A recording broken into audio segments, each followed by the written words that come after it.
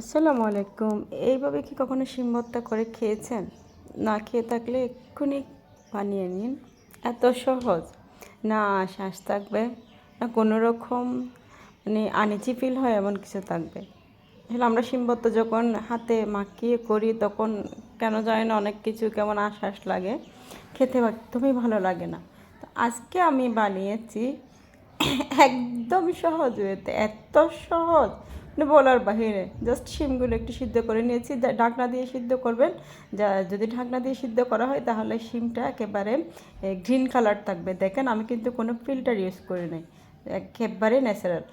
তো আমি প্রথমে হচ্ছে একটু সরিষার তেল দিয়ে নিয়েছি।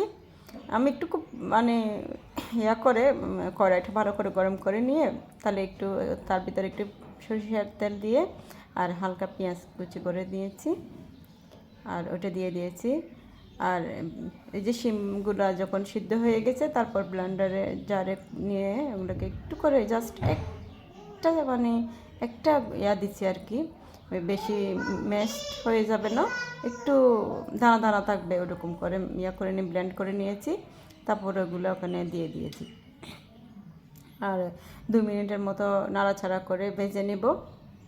রেডি। এত সহজ ওতে, মানে এত মজা, মাশাল্লাহ, বলার বাহিরে। খেতে কোনো রকম ঝামেলা মনে হবে না। যত ইচ্ছে তত খেতে থাকতে পারবেন, খেতে পারবেন এমন অবস্থা।